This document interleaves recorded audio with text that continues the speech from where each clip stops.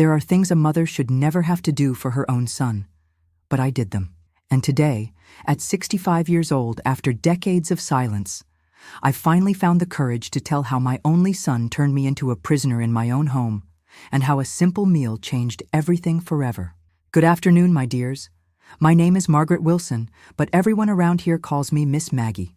I was born in March 1959, in a small town in rural Kentucky called Hopeville, where the sun baked the asphalt and everyone knew everyone else's business going back to their great-great-grandparents. I was always a simple woman, the kind who wakes up early to make coffee and goes to bed late after tidying the whole house. I married young, at 19, to Robert Wilson, a hard-working man I met at a church social. He worked at a small auto repair shop downtown, always had grease-stained hands, but the cleanest heart I've ever known. Robert was the kind of man who came home tired, but always with a smile on his face and affection for me. He wasn't a man of many words, but showed love through small gestures, bringing wildflowers home, fixing anything that broke around the house, hugging me around the waist when I was cooking. We tried for years to have children, but nature wasn't cooperating. I went through treatments, prayed to the Lord, lit candles, made promises. Robert always said if God wanted it to happen, it would happen at the right time. And it did.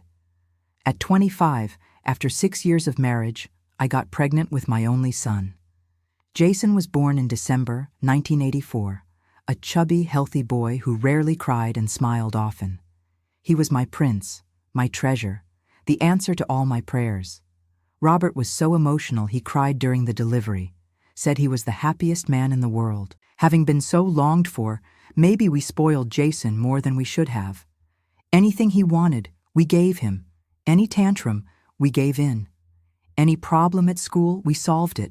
I justified it by saying he was an only child, that he deserved all our attention, that we didn't want him to feel lonely. Jason grew up being the center of our lives. Robert worked hard to give him the best: toys, clothes, even a video game console that cost nearly a month's salary. I gave up everything so he wouldn't go without anything.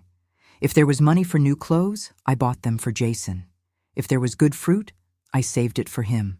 At school, Jason was always average, not the smartest, but not dumb either. The problem was that he never tried very hard, because he knew that if he got a bad grade, I'd go talk to the teacher, find a way, fix it. He learned early on that there would always be someone to clean up his messes. When he turned 18, Robert tried to encourage him to work. "Son, it's time you learned a trade, become a man," he would say. But Jason always made excuses. He said he wanted to study more, that he hadn't found anything he liked, that the jobs in town didn't pay enough. I always defended my son. "Robert, let the boy find himself. He's still young, there's time." And so the years passed. Jason turned 20, 25, 30, and continued living with us, without working, living off his father's sweat. Folks, leave in the comments what city you're watching this old lady tell her story from. Also tell me your nickname. You can't imagine how it warms my heart to know my words are reaching so far. And if you can, please like and subscribe to our channel. It gives me strength to continue sharing these difficult memories with you. Robert started showing frustration with the situation. Sometimes, when he came home from work and saw Jason lying on the couch watching TV, he would sigh deeply and shake his head. "Margaret, the boy is a grown man now. He can't spend his whole life being supported by us." But I always found justifications. "He's looking for work, honey. The job market is tough. At least he stays home, not getting into trouble." Deep down, I think I liked having my son nearby, continuing to care for him as when he was a child. Jason realized I always defended him and began using it to his advantage. When Robert got angry with him, he'd come looking for me. "Mom, Dad's being unfair to me. I'm trying, but it's not easy to find work." And I, the doting mother I always was, believed him and consoled him. The arguments between father and son became more frequent. Robert saw other men, Jason's age, starting families, buying homes, moving on with life, while our son remained directionless. "He needs a push, Margaret. He needs to learn to stand on his own 2 feet." But I was afraid. Afraid Jason would get hurt out there. Afraid he wouldn't be able to manage on his own. Afraid of losing him. So I continued protecting him, continued making things easy, continued being the mother who solves all problems. When Jason turned 35, Robert gave an ultimatum. Either he gets a job by the end of the year or he leaves the house. I can't keep supporting a grown man who doesn't want to work. I was desperate, begged Robert to be patient, but he was firm in his decision. That's when Jason got a job at a department store downtown. It wasn't much, but it was something. Robert was relieved. I was proud. Finally, my son was becoming independent. But it didn't last long. 3 months later, Jason was fired. He said the boss was annoying, that his colleagues didn't like him, that the work was too tiring. Robert was furious, but I, once again, defended my son. He'll find something better. At least he tried. This pattern repeated itself several times. Jason would get a job, work for a few months, then get fired or quit. He always had a justification. It was always someone else's fault, never his. And I always believed him, always defended him, always made excuses. Robert started getting quieter, more distant. Sometimes I caught him looking at Jason with an expression I couldn't decipher. Was it sadness? Disappointment? Regret? He never said, but I felt something was changing inside him. In 2015, when Jason was 31, Robert started feeling chest pains. At first, we thought it was fatigue, stress from work, but the pains got worse, and he began having difficulty breathing. When I finally took him to the doctor, the diagnosis was devastating. Serious heart problems.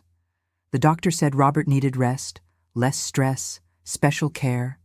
I dedicated myself entirely to caring for him. Jason, who was once again unemployed, helped little. Sometimes he'd stay with his father while I went to the grocery store, but complained it was boring, that he didn't know what to talk about with him. Robert became more fragile, more dependent. I watched my husband, who had always been so strong, so hard-working, wasting away gradually. And I also saw that Jason's presence in the house, instead of being a comfort, was a constant source of worry for him.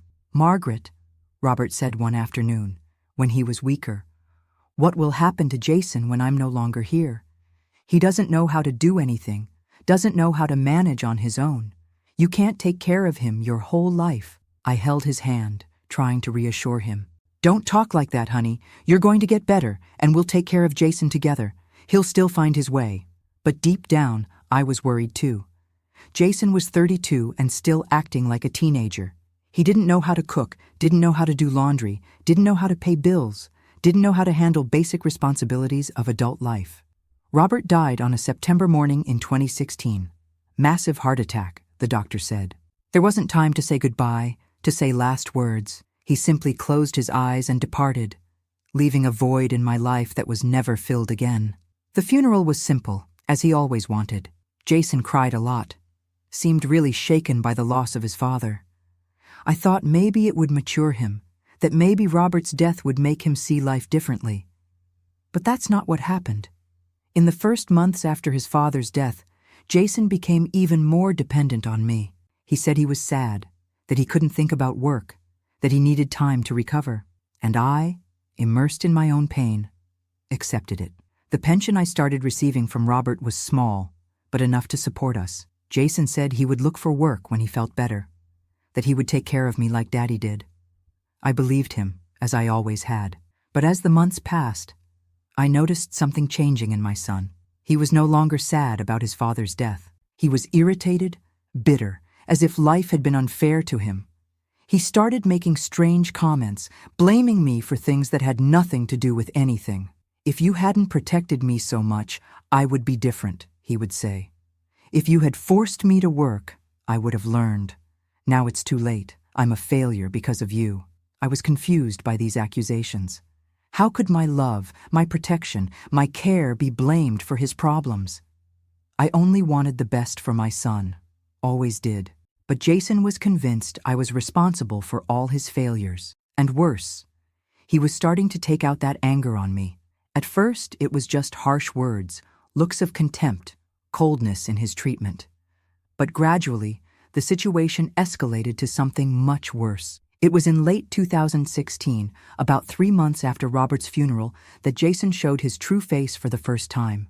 I was in the kitchen preparing lunch when he came in from outside with a grim expression I had never seen before. "Mom, I need to talk to you," he said, throwing himself into a chair at the table as if he owned the house. "Go ahead, son. What is it?" "It's about the money, about how things are going to work around here from now on." I stopped stirring the beans and looked at him, not understanding. "What do you mean, Jason?"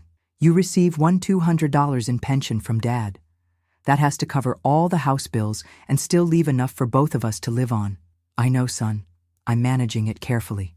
"No, Mom, you're not understanding." He stood up and came to where I was, standing very close to me. "I'm going to manage that money now. You don't understand anything about finances." I gave a little laugh, thinking he was joking. "Jason, I've managed this house for 32 years. Your father always left the money with me. Dad was too nice. I'm not." His voice changed, became colder, harder. "You're an old woman. You don't have the head for these things anymore. I'm going to take care of the money from now on." I felt a tightness in my chest. My own son was treating me as if I were incapable, as if I were a child who doesn't know how to take care of herself. "Jason, I'm not old. I'm only 57. And I've always known how to manage our house very well." "Always knew?" He laughed, but it was a cruel laugh. "Then why was there never any money left over? Why did we never manage to save anything? Why did we always live paycheck to paycheck?" "Because your father didn't earn much, son. Because we raised you, because we spent on your needs." "Exactly. You spent badly. That's why now I'm going to control the finances." He held out his hand. "Give me the pension card." I stood still, not knowing what to do. It was my money, my pension, my house. But it was my son asking, and I had always given him everything. "Jason, you don't need to do this. I can continue." "I'm not asking, Mom. I'm telling you." He came even closer, and for the first time in my life, I felt afraid of my own son. "The card. Now." With trembling hands, I took the card from my purse and gave it to him. Jason smiled, but it wasn't the affectionate smile I knew. It was the smile of someone who had just won a battle. "Now that's more like it. From today on, things are going to work right in this house." And that's how my hell began. Jason took total control of the house finances. He decided what to buy, when to buy it, how much to spend. I had to ask permission even to buy soap. At first, I tried to argue. "Jason, I need money to go to the store." "How much do you need?" "About $50 to buy the basics." $50? For what? You're spending money badly. Here's 20. It has to be enough. $20 for shopping that cost 50. I had to choose between rice or beans, between beef or chicken. I returned from the store humiliated, with half-full bags, having to explain to the butcher that I couldn't take the meat because I didn't have enough money. When I complained, Jason exploded. "You don't know how to manage anything. That's why Dad died early, from so much stress trying to support this house." Those words hurt me more than any slap. He was blaming his father's death on my incompetence, saying I was responsible for losing my husband. As the months passed, his control increased. It wasn't just the money, it was everything. I had to ask permission to leave the house, to receive visitors, to turn on the TV to the channel I wanted to watch. "Mom, where are you going?" "Just to Miss Betty's house, to see how she's doing." "What for? Don't you have things to do here at home?" "The house is a mess. You're wasting time with neighbors." "Jason, it's just 10 minutes. "No, you stay here. There's laundry to wash, house to clean, no more slacking off." Slacking off. Visiting a 60-year-old neighbor was slacking off. Gradually, I lost contact with people. Miss Betty stopped coming to see me because Jason always found an excuse to send me inside the house when she arrived. The humiliations escalated. He started treating me as if I were a servant in my own home. "Mom, where's my food? It's lunchtime." "I'm just finishing, son." "Just finishing? What time is it?" 12:30. "Lunch is at noon. You're getting lazy." I would rush to serve his plate, apologizing, promising that the next day would be different. But it was never good enough. There was always something wrong, some reason for him to complain. The food was bland. It was too salty. It was cold. It was too hot. The house was messy. I was making noise. I was too quiet. Always, always something. In 2017, things got even worse. Jason started touching me in ways that made me uncomfortable. It wasn't explicit violence, but it was something that made me feel bad. He would pinch me jokingly, but squeeze hard, leaving purple marks on my arm. "Oh, Mom, you're too sensitive. It's just a joke." He'd push me when he passed me in the kitchen. "Get out of the way, Mom. You're always in the way." The push was hard, made me lose my balance, but he talked as if it were normal. When I complained, he rolled his eyes. "Mom, you're exaggerating. It wasn't that bad. You're getting paranoid." Paranoid, sensitive, exaggerating. He always had a word to make me feel guilty for complaining about the mistreatment he himself caused. The worst were the comments. He started calling me useless old lady, as if it were an affectionate nickname. "Hey, useless old lady, where's my blue shirt?" "Jason, I don't like when you talk to me like that." "Talk like what?" "It's a joke, Mom. You have no sense of humor." Useless old lady turned into dead weight. "This woman is a dead weight in my life. Good for nothing, just a drain on money." He would say this in front of me, as if I weren't there. Sometimes, when a neighbor came by, he would say these things to humiliate me publicly. "Look here, Mr. Johnson, my mom burned the beans again. This old lady can't even cook. I'm the one who has to put up with her." Mr. Johnson would be embarrassed, try to change the subject, but I saw in his eyes the pity, the compassion for a woman who was being mistreated by her own son. In 2018, Jason invented a system of punishments for my mistakes. If I left something out of place, if I took too long to serve food, if I did anything he considered wrong, I was punished. The punishments were simple, but humiliating. He would forbid me from watching the soap opera I liked. "Today, you won't watch your stupid little show. You'll think about what you did." Or he would forbid me from going out to the yard. "You stay inside the house today. I don't want to see you outside." Or the worst of all, he would eat in front of me and not let me eat. "Tonight you have bread and water for dinner. Maybe that way you'll learn not to irritate me." I would sit at the table, watching my son eat the dinner I had prepared, while my stomach growled with hunger. When he finished, he would go watch TV, and I would stay there, humiliated, hungry, wondering how I had reached that point. Sometimes, in the middle of the night, I would wake up and cry softly so he wouldn't hear. I cried for Robert, who was no longer there to defend me. I cried for myself, for having allowed it to get to that point. I cried for the son I thought I had raised, who never really existed. But in the morning, I would get up and do it all over again. Prepare his coffee, wash his clothes, clean the house, because he was my son. Because I didn't know how to do anything else. Because I was afraid of being alone.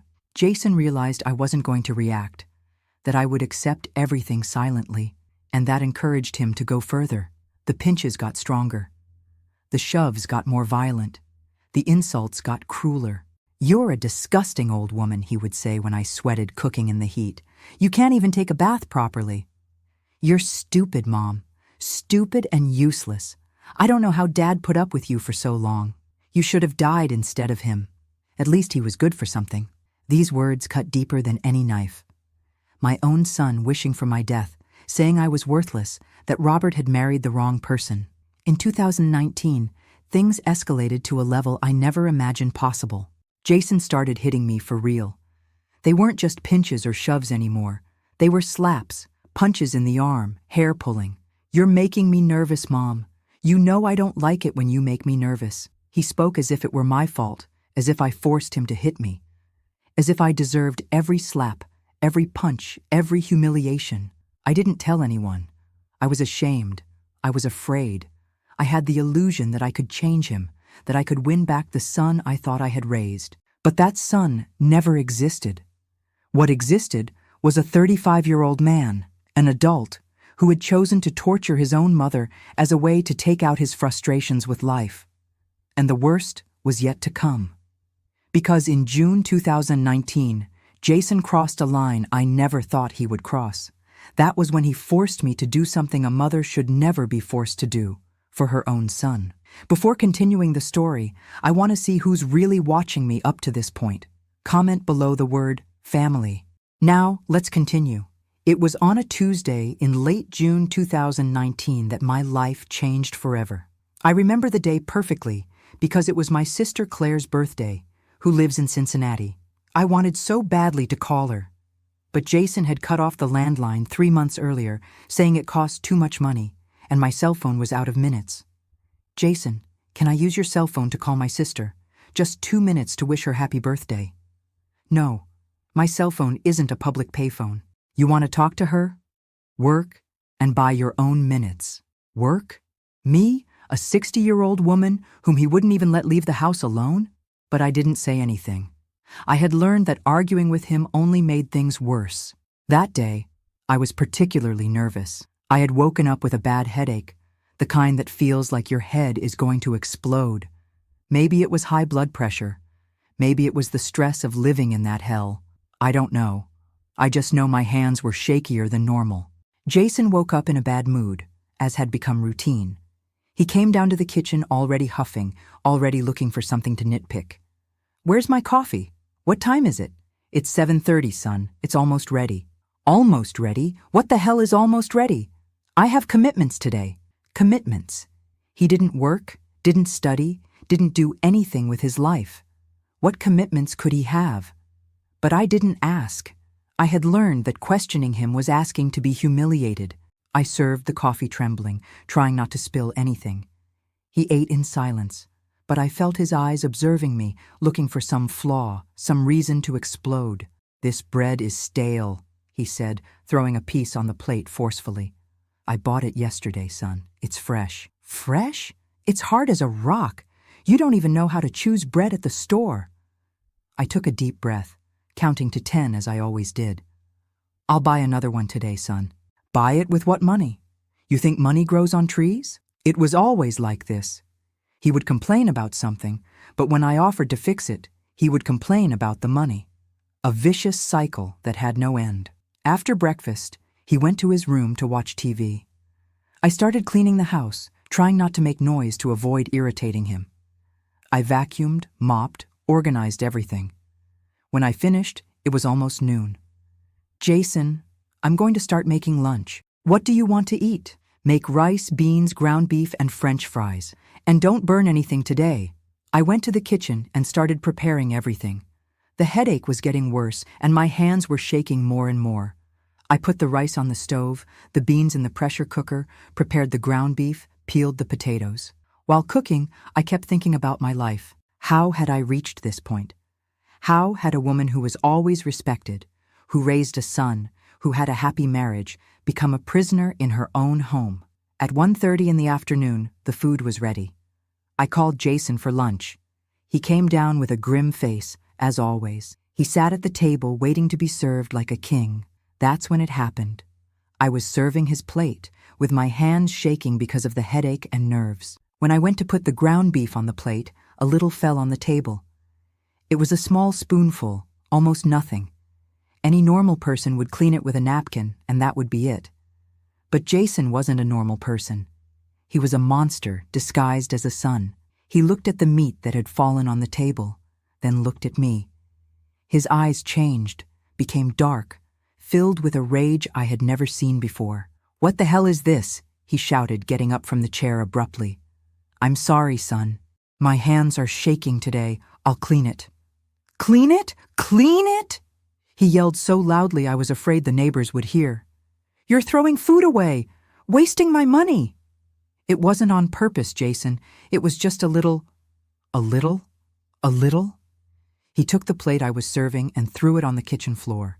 The plate shattered, scattering food everywhere. "Look what you did! Look at the mess!" I started crying. I couldn't control it anymore. The headache, the fear, the constant humiliation, it all came together in that moment. "Stop crying," he shouted, approaching me. "You're going to clean this mess up now." "I will, son. I'll clean everything." "No, you don't understand." He grabbed me by the arm, squeezing hard. "You're going to clean it on your knees, like the animal you are." My heart almost stopped. "Jason?" "On your knees," he shouted, pushing me to the floor. "You act like a pig? Then you'll clean like a pig."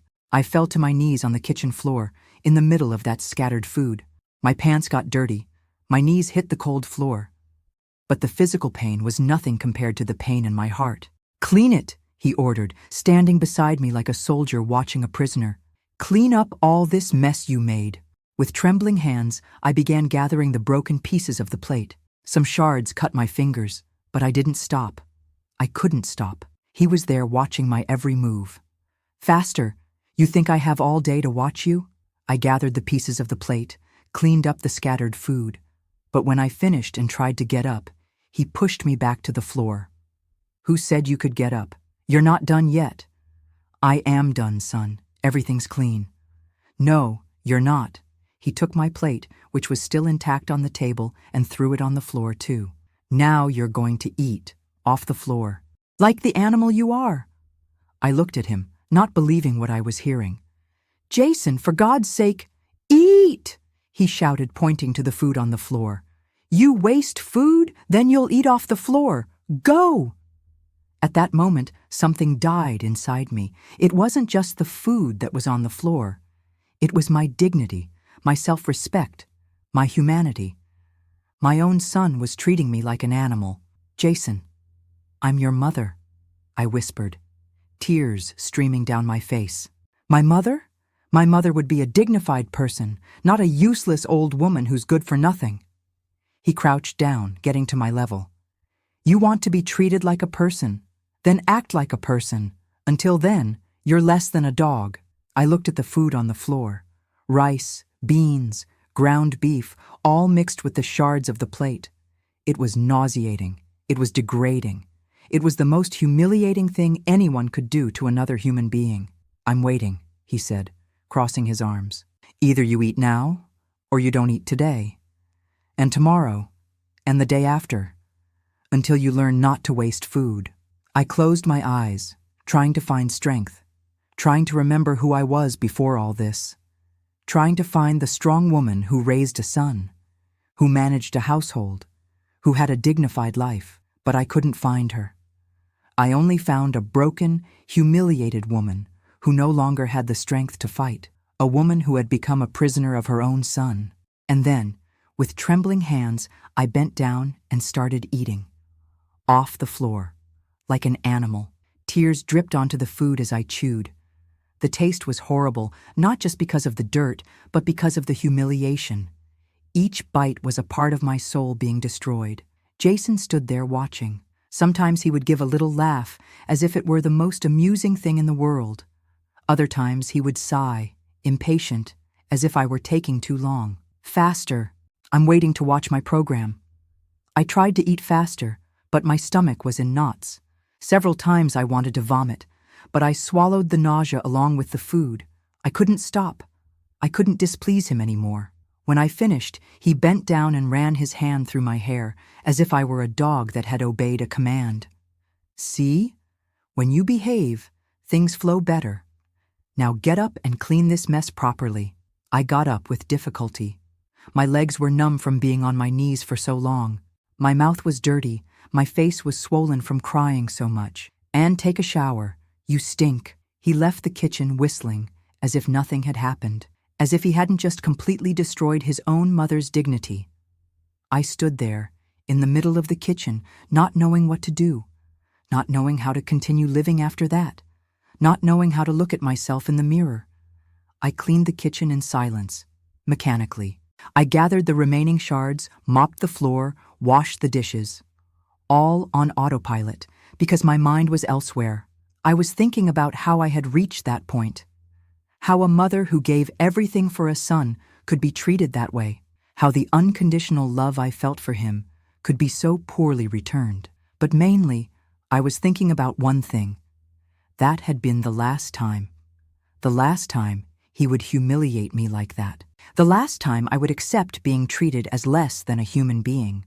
Because at that moment, there on the kitchen floor, eating like an animal, something inside me awoke. It wasn't anger. It wasn't hatred. It was something colder, more calculated.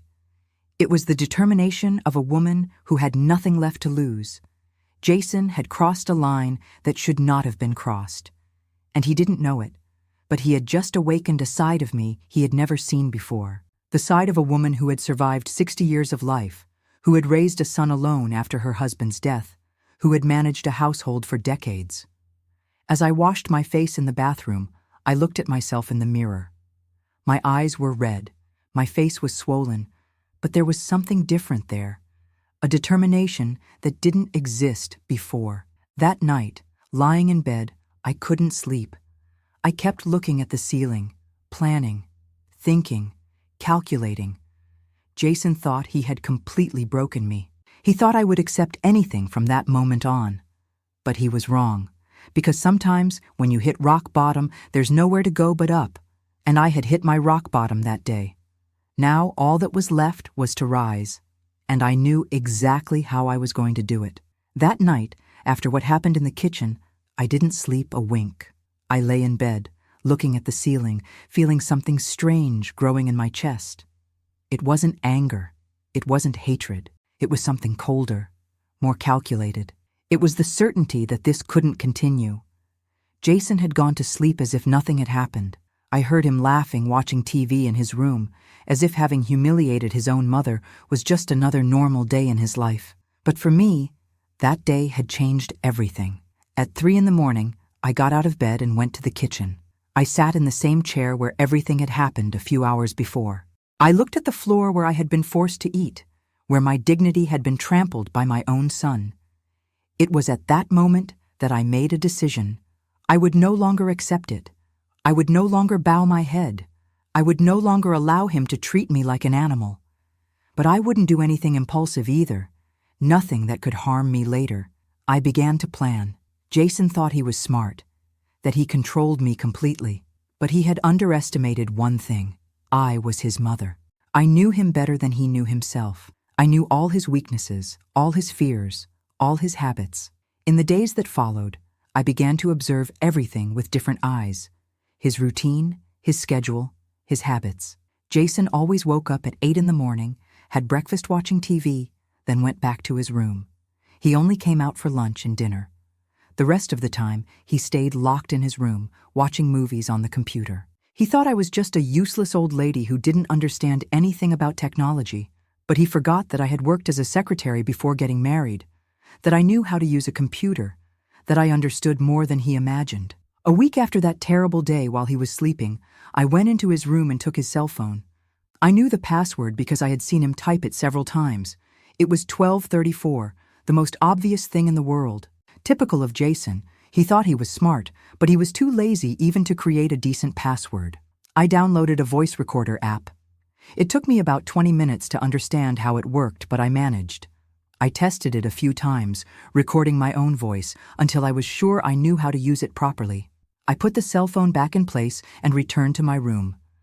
My heart was racing, but not from fear. It was from anticipation. For the first time in years, I had a plan. For the first time, I wasn't just a victim. In the days that followed, Jason continued with his normal behavior. Name-calling, humiliations, shoving. But now I endured it all with an internal smile, because I knew that every cruel word he said was being recorded. I hid the cell phone in strategic places around the house. Behind the sugar bowl in the kitchen, under the sofa cushion in the living room, in the pocket of my apron. Always recording, always documenting. You're a disgusting old woman, Mom. You should be ashamed to be alive. Recorded. You're a dead weight in this house, only good for spending money and creating work. Recorded. You should have died instead of Dad. At least he was good for something. Recorded. For 2 weeks, I collected hours of recordings. Insults, humiliations, threats. All documented, all with date and time. Jason had no idea he was creating his own evidence against himself. But I didn't just want the insults. I wanted something more concrete, something that showed his true face. And I knew that sooner or later he would explode again. Men like Jason can't control themselves for long. The opportunity came on a Thursday in July. I was preparing dinner when he came down with a face I knew well. It was the face of someone looking for a fight, of someone wanting to vent their anger on someone. "What's that smell?" he asked, wrinkling his nose. "I'm making fried fish, son. I bought it this morning." "Fish? Who said I wanted fish? You didn't say what you wanted. I thought you might like a change." "Thought? You're not paid to think. You're paid to obey." He slammed his hand on the table hard. "Throw that crap away and make rice, beans, and beef, like always." My heart accelerated. It was the opportunity I had been waiting for. The cell phone was recording, hidden behind the sugar bowl. "Jason, the fish is almost done. I can't throw it away, it would be wasteful." "Wasteful?" He exploded, as I knew he would. "You talk about waste? You who waste my money every day?" "Perfect," he was shouting, losing control, everything being recorded in high quality. "You're a stupid old woman, Mom. Stupid! You can't do anything right." He approached me, and I saw in his eyes that rage I knew well, the rage that came before physical aggression. "You're going to throw that fish away now," he shouted, grabbing the frying pan and throwing it on the floor. The hot oil splashed everywhere, some drops burning my leg. "Ouch! Jason, you burned me. Burned you. Good. Maybe that way you'll learn not to contradict me." He pushed me, making me fall sitting on the floor. Then he slapped me across the face. It wasn't hard, but it was enough to leave my cheek red. "Get up and clean this mess, and then make the food right." He left the kitchen stomping, leaving me there on the floor with hot oil still steaming around me. But I wasn't sad. I was triumphant, because everything had been recorded, every shout, every insult, every sound of the aggression. That night, I transferred all the recordings to a flash drive I had kept for years. I organized everything by date, put titles on the folders. Insults, 0715. Physical assault, 07-25. I did a professional job, as if it were a dossier. I also started photographing the marks he left on my body. The bruises from the pinches, the red marks from the shoves, the burn from the oil, all documented, all with dates. Jason was digging his own grave and didn't know it. Each day that passed, I collected more evidence. Each cruelty he committed was one more piece of evidence against him, but I wasn't ready to act yet. I needed something more, something that was so shocking, so indefensible, that no one could doubt what I was saying. That's when I remembered the episode with the food on the floor. That had been the turning point for me, but it hadn't been recorded. I knew Jason would do something similar again. Men like him always escalated the violence. I waited patiently. I continued to be the submissive mother, the woman who bowed her head, who accepted everything silently. But inside, I was changed. Inside, I was planning. At the end of July, it happened. Jason had gone out in the morning, a rare thing because he almost never left the house. When he returned, he had a terrible expression, as if he had argued with someone. "Where's my lunch?" he asked, slamming the door. "It's ready, son. I just need to heat it up." "Heat it up? Why wasn't it hot when I got here?" "Because I didn't know what time you'd be back." "Didn't know? I always have lunch at noon. Always. Your memory is failing, old woman." I quickly heated the food and put it on the table. He sat down with a grim face, looking at the plate as if it were poison. "This food looks old," he said, stirring the rice with the spoon. "Everything bland, tasteless, just like you." I took a deep breath, preparing myself for what I knew was going to happen. The cell phone was recording, hidden under the cushion of the chair where I always sat. "I'm sorry, son. Next time I'll do it differently." "Next time? There won't be a next time."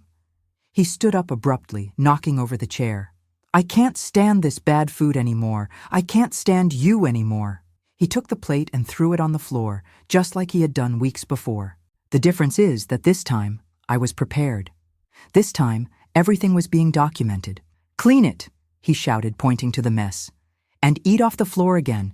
Since you like making pig food, eat like a pig." My heart raced. It was exactly what I had been waiting for. The same humiliation, but now being recorded. "Jason, please! On your knees!" he roared, pushing me. "Eat off the floor, like the animal you are!" This time, I knew every word was being recorded. Every second of that humiliation was being documented. So I endured it. I endured it because I knew it would be the last time. I ate off the floor again, with tears in my eyes. But they weren't tears of sadness. They were tears of contained rage, of justice that was being prepared. "That's it. Now you know your place," he laughed, seeing me humiliated. "I should have done this a long time ago." When I finished, he left the kitchen whistling. Little did he know that he had just recorded his own sentence. That night, I listened to the recording several times. It was perfect. You could clearly hear every word, every shout, every sound of the food being thrown on the floor. Anyone who listened to it would be shocked. Now I had everything I needed. Months of recordings, photographs of the aggressions, enough evidence to destroy any defense he might have. But it wasn't time to act yet. There was still one thing to do. I needed to ensure that when the moment came, I would have the maximum impact possible. That's when I remembered Mrs. Thompson, a neighbor who worked as a clerk at the county courthouse. She had always been a fair woman who didn't tolerate violence against women. If anyone could guide me on how to use that evidence, it was her. The next morning, while Jason was sleeping, I went to her house. I explained everything, showed her some recordings. Mrs. Thompson was horrified. "My dear, this is a crime. You need to report him." "I know, Mrs. Thompson, but I want to be sure it will work. I want to be sure he will pay for what he did." She explained to me about the domestic violence laws, about how the process worked, about the rights I had. She also gave me the phone number of a lawyer who specialized in domestic violence cases. "Margaret, with this evidence, he has no defense. You have enough material to put him in jail." Jail. The word echoed in my head. My own son, in jail. Part of me felt sorry, felt remorse. But then I remembered the taste of the food on the floor, the humiliation, the pain, and the pity passed. I returned home with a complete plan. I knew exactly what to do and when to do it. Jason had dug his own grave, and now I was going to bury him in it. But before executing the plan, I needed one more thing. I needed him to feel completely safe, completely in control. Because the fall would be much more painful when he realized he had no control at all. In the days that followed, I became the perfect mother. Submissive, obedient, silent. Jason was satisfied, thinking he had broken me definitively, thinking I would never react again. But what he didn't know was that I was just preparing to deliver the final blow, the blow that would change our lives forever. I chose a Sunday in early August to execute my plan. Sunday because he always slept in, because he was more relaxed, because he believed he had total control over me. Sunday because it would be the last day he would spend in that house. I woke up at 5 in the morning, as I always did. But this time, it was different. It wasn't the awakening of a defeated woman, ready for another day of humiliation. It was the awakening of a warrior who was about to reclaim her dignity. I went to the kitchen with firm steps. I prepared a special breakfast, fresh bread, butter, strawberry jam, freshly brewed coffee. Everything the way Jason liked it. It would be his last meal in that house, so I made sure it was perfect. As the coffee brewed, I mentally organized everything I needed to say. I had rehearsed that moment for weeks. I knew exactly every word I would say, every pause I would make. I couldn't make a mistake. I couldn't show weakness. At 8:30, I heard his footsteps coming down the stairs. My heart accelerated, but not from fear, from anticipation. After months of being humiliated, mistreated, trampled on, it was finally my turn. "Good morning, Mom," he said, entering the kitchen with that just woken up face. "Smells good." "Good morning, son. I prepared a special breakfast for you." He sat at the table, waiting to be served as always. I put the plate in front of him, poured the hot coffee. He started eating without even thanking me, as if it were my obligation to serve him. But this time, I didn't stand waiting for orders. I sat in the chair across from him, something I hadn't done in years. Jason raised his eyes, surprised. "Why are you sitting? Don't you have anything to do?" "Yes, I do. I have something very important to tell you." He continued eating, not giving much importance. "Say it then. I have things to do later." I took a deep breath, looked into his eyes, and said the words I had rehearsed so many times. "Jason, I called the police." He stopped chewing. He looked at me with a confused expression, as if he hadn't understood correctly. "What did you say?" "I said I called the police. They're coming here in 10 minutes. Now he stopped eating completely. He put the bread on the plate, stared at me with that look I knew well, the look of someone getting angry. "Police? Police for what? Are you going crazy, old woman?" "I'm not crazy, Jason. I'm lucid for the first time in years." My voice was calm, firm. "I called the police because I have proof that you've been assaulting me, humiliating me, and mistreating me for years." He gave a laugh, but it was a nervous laugh. "Proof? What proof? You're making this up in your head." That's when I took the cell phone from my apron pocket. The same cell phone he used every day, not knowing I had installed a recorder on it. "This proof," I said, placing the device on the table. I pressed play and his voice filled the kitchen. "You're a disgusting old woman, Mom. You should be ashamed to be alive." His face went pale. He looked at the cell phone, then at me, then at the cell phone again. That's nothing. They're just words." I pressed another file. "On your knees. Eat off the floor, like the animal you are." You could clearly hear the sound of the plate being thrown on the floor, my sobs, the complete humiliation. Jason turned white as a sheet. You recorded me?" "I did, for months. I have hours of recordings of you insulting me, humiliating me, assaulting me. I have photos of the bruises you gave me. I have everything documented." He stood up from the chair abruptly, anger taking over him. "You can't do this. I'm your son. This is betrayal." "Betrayal?" I stood up too, looking straight into his eyes. "Betrayal is a son treating his mother the way you treat me. Betrayal is forcing me to eat off the floor like an animal. You deserved it. You were always a bad mother. You raised me wrong." "I raised you with love, Jason. I gave you everything I could. You chose to be the man you are today." He tried to grab the cell phone, but I was faster. I put the device in my pocket. "It's no use, son. I've already made copies of everything. It's all saved in multiple places. You can't do this to me. I'm your son, and I'm your mother. Did that give you the right to treat me like an animal?" He started pacing back and forth, nervous, desperate. For the first time since he had started mistreating me, he was afraid. Okay. You want me to change? I'll change.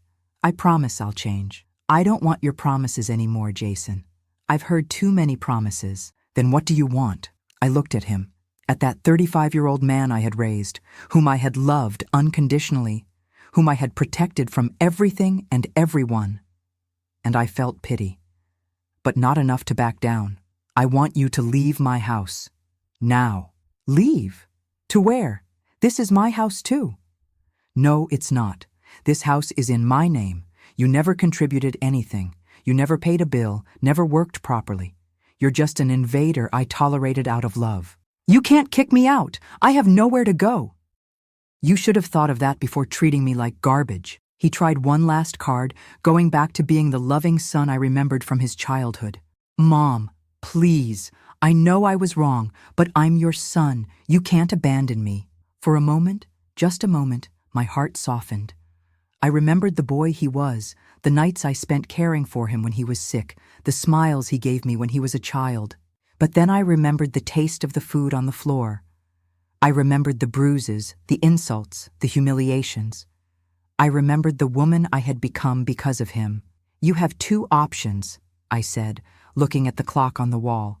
"Either you pack your things and leave my house in the next 5 minutes, or you wait for the police to arrive and I show them the recordings." "You're bluffing. You would never do that." "Am I bluffing?" I took the cell phone again and dialed 911 in front of him. "Hello, police. I need to cancel a report." "What?" "No, I don't need it anymore, thank you." I hung up and looked at him. "They're already on their way. Now you decide if you want to be here when they arrive." Jason stood still for a few seconds, processing what was happening.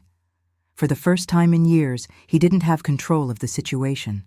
For the first time, he was the desperate one. You have no heart," he said, his voice trembling. "I did.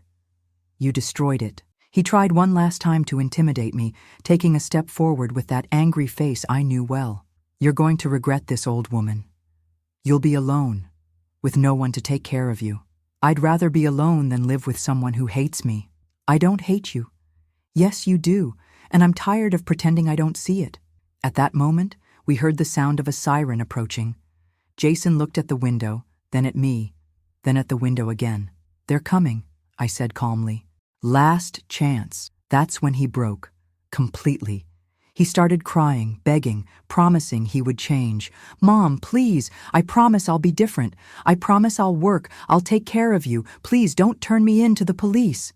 Too late, Jason. You had years to change. You chose not to change. The siren was getting closer and closer. He looked at the stairs, calculating if he had time to grab some things. 5 minutes, I said. Just take the essentials." He ran upstairs, desperately throwing clothes into a suitcase. I heard drawers being opened, things being thrown on the floor. He was in total panic. He came down with a small suitcase and a backpack, his eyes red from crying. "Mom, I don't have money. I have nowhere to go. That's not my problem anymore. You're my mother. You have an obligation to help me." My only obligation was to raise you right. I fulfilled my part. The rest was your responsibility. The siren stopped in front of the house. Jason looked at the door, then at me, with desperation in his eyes. "I'm going to tell everyone you kicked me out of the house. I'll tell them you're an unnatural mother. Go ahead. I have recordings that prove why I kicked you out." He opened the door, looked at the police car parked in front of the house, then turned to me one last time. "You're going to regret this, old woman. You'll see what it's like to be alone." I've been alone for years, Jason. The difference is that now I don't have anyone mistreating me. And he left. Left with his suitcases, left with his anger, left with his bitterness, left my house and my life. The police knocked on the door a few minutes later. I explained that it had been a mistake, that I no longer needed their help. They left, and I was alone in my house, for the first time in years, alone and at peace. I sat at the kitchen table and finished the coffee I had prepared. It was cold, but it was the most delicious coffee I had had in a long time. Because it was the first coffee of my freedom. This happened 5 years ago. Today, at 65, I can say it was the best decision I made in my life. In the first months, it was difficult. Jason tried to come back several times, knocking on the door, crying, asking for forgiveness. But I didn't give in. I had drawn a line, and he had crossed it. I heard from neighbors that he went to live with some distant relatives in another state. Then he moved to the city, got a job, even got married. I hope he's changed, that he's become a better person. But that's no longer my concern. Today, I live my life. I have friends, I participate in a craft group at church, I take walks in the morning, I receive visitors, I travel to see relatives, I watch the movies I want to watch. I am the owner of my own life for the first time in years. Sometimes people ask me if I miss him, if I regret what I did. The answer is simple. I don't miss someone who mistreated me. I miss the son he could have been, the son I imagined I was raising. But that son never really existed. I learned that a mother's love doesn't mean accepting anything. I learned that protecting a child sometimes means setting boundaries. I learned that we are not obligated to endure mistreatment just because it comes from someone we love. Today, when I see other mothers going through similar situations, I always give the same advice. Don't accept it. No matter who it is, no matter the relationship, no matter the love you feel. No one has the right to mistreat you. You are valuable. You are important. You deserve respect and dignity. Don't let anyone convince you otherwise. And to you who have come this far, who have listened to my story to the end, thank you very much. You don't know how important it is for me to be able to share this, to be able to show that it's possible to turn things around, even when it seems impossible. Today, 5 years later, when I wake up in the morning and see the sun coming through my bedroom window, I feel a peace I hadn't known for decades. It's the peace of someone who no longer has to walk on eggshells in their own home, of someone who no longer has to measure every word to avoid irritating anyone. My routine has completely changed. I wake up when I want, have my coffee watching the news at the volume I like, choose the clothes I'm going to wear without anyone complaining that they're ugly or inappropriate. These are small things, but they make all the difference when you've spent years being controlled. I rediscovered pleasures I had forgotten. I went back to cooking for pleasure, not out of obligation. I make those desserts I loved to make when I was young: bread pudding, cornbread, pecan pie. When I finish, I share with the neighbors, who always compliment and ask for the recipes. Mrs. Betty, my 62-year-old neighbor, has become one of my best friends. She told me that during all those years when Jason isolated me, she missed me, wanted to visit me, but noticed that I always made excuses not to receive visitors. "I knew something was wrong, Margaret," she said one day, having coffee in my kitchen. "You had changed, gotten quieter, sadder, but I never imagined it was so serious. Today we visit each other almost every day. She comes to have breakfast with me. I go to have lunch at her house. We talk about everything: our children, our grandchildren, TV shows, neighborhood gossip. It's a true friendship, the kind that makes you feel alive. I also went back to attending church. During the years when Jason controlled me, I rarely managed to go to Sunday service. He always found an excuse, that I had to stay home cooking, that he wasn't feeling well and needed me, that Sunday was a day of rest and I should stay quiet. In reality, he didn't like me going out because he knew at church I would find people who would treat me with kindness, who would remind me that I deserved respect. He preferred to keep me isolated, just with him, where he could control every aspect of my life. Today, I am one of the most dedicated attendees of Grace Baptist Church. I participate in the prayer group, help organize bazaars, take care of the altar flowers. Pastor Mark, who arrived at the parish 2 years ago, always greets me with a smile and asks how I am. "Miss Margaret, you look happier every Sunday that passes," he said the other day. It's beautiful to see this transformation. He doesn't know my complete story, but he notices that something has changed in me. It's that when we free ourselves from an oppressive situation, it shows in our face, in our way of walking, in our smile. One of the things I'm most proud of is having gone back to school. Yes, at 65, I went back to school. I enrolled in an adult education class that the community college offers 3 times a week. It's not that I didn't know how to read and write, but my education was very basic, and I always wanted to learn more. In the class, there are 10 of us ranging in age from 40 to 70. There's Mr. Anthony, who worked his whole life on a farm and never had the opportunity to study. There's Miss Rose, who raised 6 children and now wants to fulfill her dream of reading books. There's John, who lost his wife and decided it was time to do things he had always postponed. Our teacher, Emily, is a 25-year-old girl, full of patience and kindness. She always says she learns more from us than we do from her, because we bring life experiences that enrich the classes. "Miss Margaret, you have an incredible facility for learning," she said in the last class. "You should consider doing the high school program for adults." I'm seriously thinking about that possibility. Who knows, at 65 I might finally get the diploma I always dreamed of. My late Robert would be proud. He always said I was intelligent, that I just needed an opportunity. I also rediscovered the pleasure of gardening. My backyard has turned into a garden. I have roses, carnations, lilies, an apple tree that's starting to bear fruit. I wake up early to water everything, talk to the plants as if they were my friends. Mrs. Thompson, who was the one who guided me about my rights during that difficult time, always stops by to see how I'm doing. She retired from the courthouse, but continues to help women who go through situations of domestic violence. "Margaret, your story should be told," she said the other day, admiring my flower beds.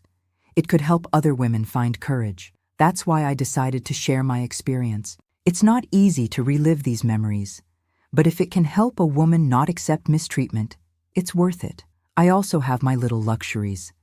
I buy cooking magazines, watch the movies I want to watch, sleep, and wake up when I want.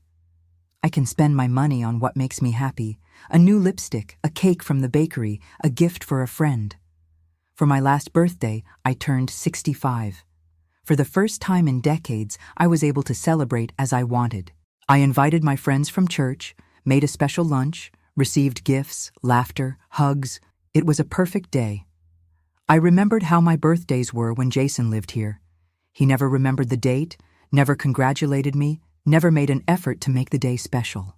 I cooked for him as usual, washed his clothes as usual, was treated with the same coldness as always. Today I realize it wasn't just the obvious mistreatment that hurt me. It was also the lack of affection, the absence of recognition, the feeling that I didn't matter to anyone. It was years of invisibility in my own home. Sometimes, walking around town, I meet people who have known me since I was young. They always make the same comment: "Miss Margaret, you look different, happier, more beautiful." It's true. When we free ourselves from a weight we were carrying, it reflects even in our appearance. I don't hold a grudge against Jason. I hold sadness for the lost opportunity, for the relationship we could have had. But I don't hold hatred. Hatred is a feeling that consumes the one who feels it, not the one who is hated.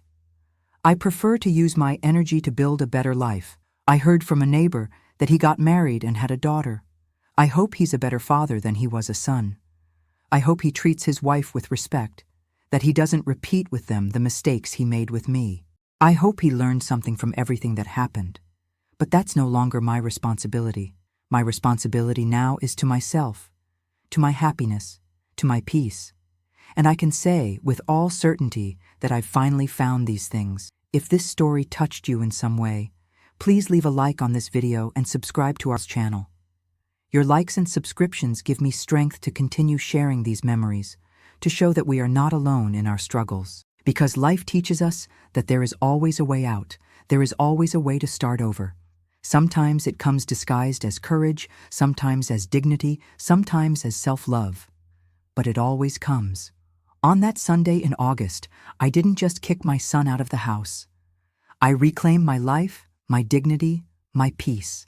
And today, 5 years later, I can say with certainty, it was the best decision I ever made. Thank you for joining me on this journey. Until the next story.